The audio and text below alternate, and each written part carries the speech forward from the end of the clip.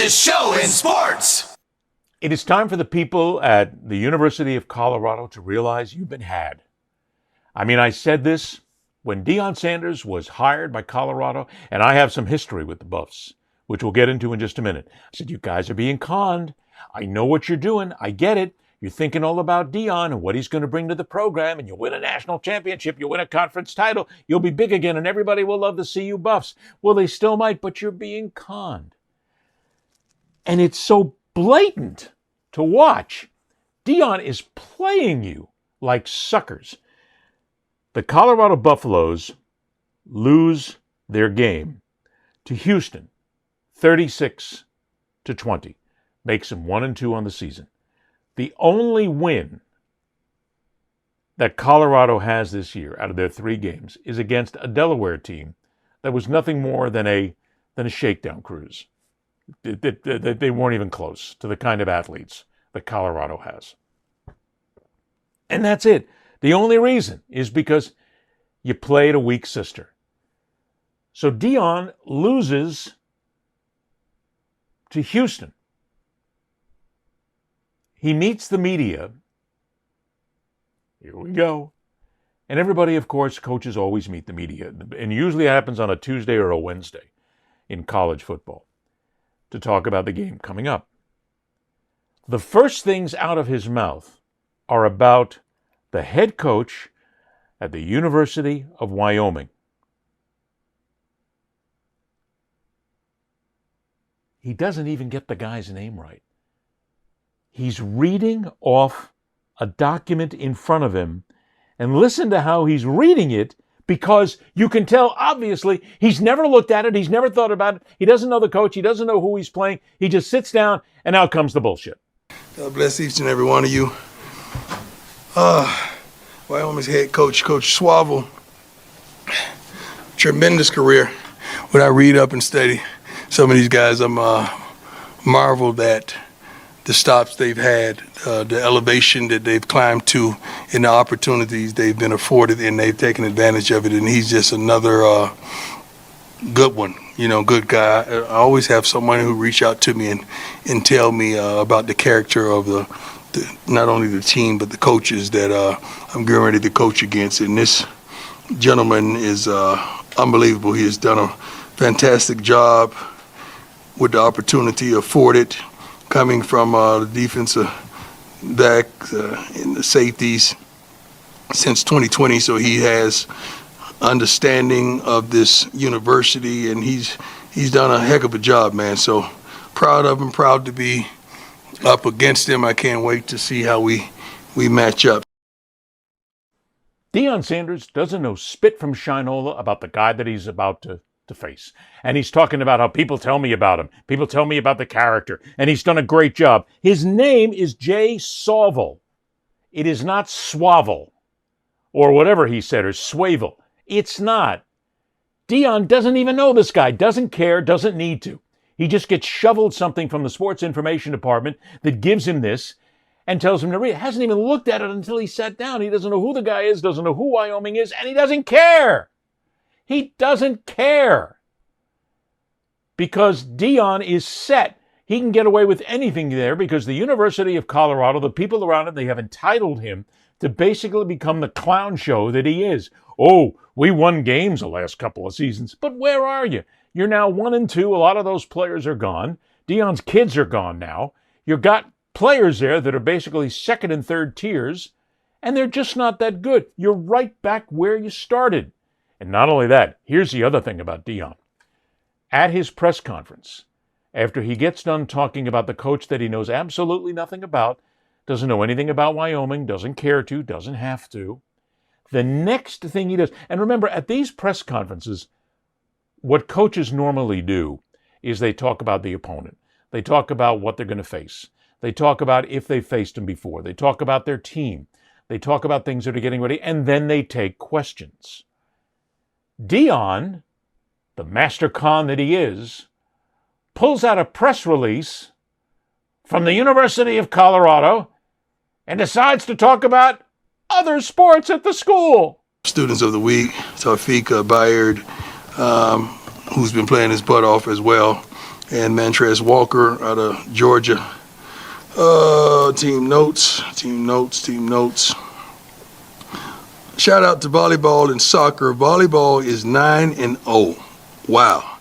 We wish we were them. Just the second time in program history. I just asked for someone to put schedules. We need all the athletic schedules in the dining hall so we could support one another, because we don't know. We sit there and eat with them all the time. And I was just talking to, I forgot which team it was, lacrosse. And like, when do y'all play? What's the schedule? And I want to know so we could come and support them. But shout out to the volleyball team. Soccer is 6-1. I love their coaching staff. I love those guys. They've lost a lot of weight and they're looking real good. They're eating right, looking healthy. I love those guys to life. And they hit that portal hard, didn't they? They hit it hard. I'm proud of them. They have a Big 12 opener at home against Kansas State on Thursday night. That looked like prenup feel to me. You know, when you've been through what I've been through, it looks like prenup to me. Okay, but I guess it's not.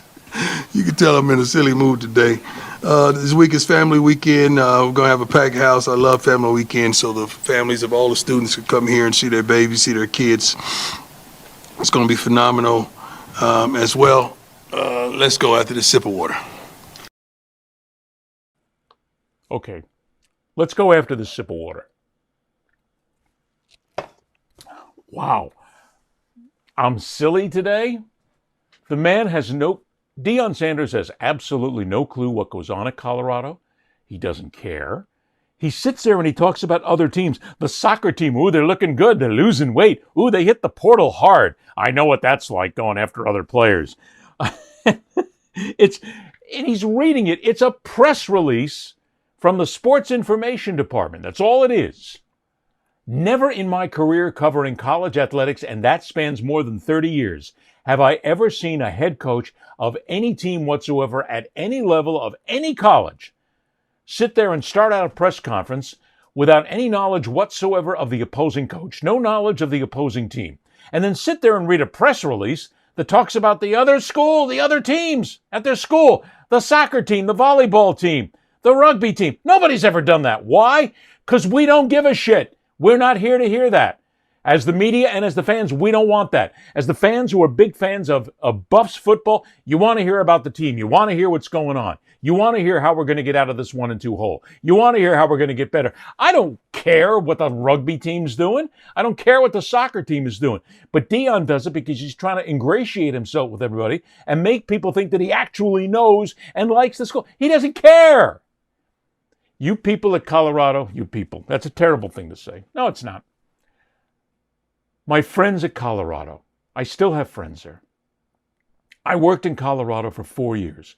It was one of the 2 best times in my broadcast career. I loved it. I went to Buffs games. The feel, the aura around it, and that's when nobody was going. This goes back 20 years. I mean, sure, you had people going to the games every now and then, but it wasn't like it was popular or anything. People went, but they didn't sell out. Deion comes in, boom, selling out. People are there. Deion Sanders, we're cooking. Everybody's making money. You're being suckered. Deion Sanders is suckering you basically just to go ahead, hand him a job, pay him the money, let him roll up a resume, and let him one day become a head coach in the National Football League, which at this point I haven't heard anybody who's willing to give him a shot because he hasn't proven anything about being able to coach a team other than just bringing in a bunch of players from the transfer portal to go ahead and try and make a team better. But the people in Colorado, you're being suckered by this guy. The nonsense you're letting him get away with. They start a season, and what did they have? 197 quarterbacks on the team, and they couldn't figure out who the quarterback was? That's incredible. That's nonsense. That's derelict in duty is what it is. I mean, basically, he hands off, there's 2 losses out of the 3 games that they played, and you don't have a quarterback. Oh, now they're going to have a quarterback. Now they're going to pick somebody, and it's going to be a full-time guy. But you're letting this guy run this program, and you're not helping yourself. You're not making CU football any better. You're not making it seem to be better. You're not making it more attractive. Yeah, you're going to make it more attractive for the short haul, but for the long haul, Nobody's looking at Colorado with any respect. I have talked to 3 different people in college athletics, 2 of them on the West Coast, who know this program very well, and said we still don't have any respect for Colorado, even less now than we had before. At least they were trying by hiring college football people, bringing in the kids, doing it right. Deion has just made a mess of it. He gave him 2 years, and now you're paying for 2 years. You had 2 years of success, and now you're basically going to suck for a short time, and Deion doesn't care. His assistant coaches don't care. His kids are gone. That's what he came to you for. He came to you to give his kids a platform so they could become draft picks. One, of course, going to the Tampa Bay Buccaneers, who didn't last 10 seconds because he shot his mouth off more than once and couldn't basically play the game to be an NFL pro. And the other one, who pissed everybody off, dropped in the draft, and may never actually reach any sort of great standing as a quarterback because he's another one who can't keep his mouth shut, like his father. I love Colorado. I love the University of Colorado. Great people. Always great people. But you've been suckered. You've been had. You've been tooled. Stop. Look, you're married to Deion for a period of time. What are you going to do? Fire him? You can fire him. If he has a bad year this year, sure, you can fire him. You can try. But you won't because it's still Deion Sanders, and you're going to give him at least another year, and maybe another one after that. And who knows? Might actually win some games because, let's face it, they're not in the most competitive conference in the country. You might get lucky. Maybe you'll contend for a conference championship. Maybe. I don't see that happening with any great regularity because it still comes down to the fact that Deion doesn't give a shit about Colorado. He doesn't care about Buffs fans. He doesn't care about making the program better. He cares about himself. Always has, always will. And it shows when he gets out in that press conference, doesn't know the name of the coach that he's coaching against, doesn't know anything about the team he's coaching against, although he's supposed to be getting ready for that team right now, and basically just reads press releases from your sports information department to fill up time and tell jokes. If that's what you want and if that's what you think is necessary to build the Colorado program, hey, you folks got more trouble than I can think of because you're being suckered and you're allowing it. You're being conned, and you've been conned. Maybe you ought to take a step back a little bit and not be as conned as you have been by Deion Sanders. That's all, folks.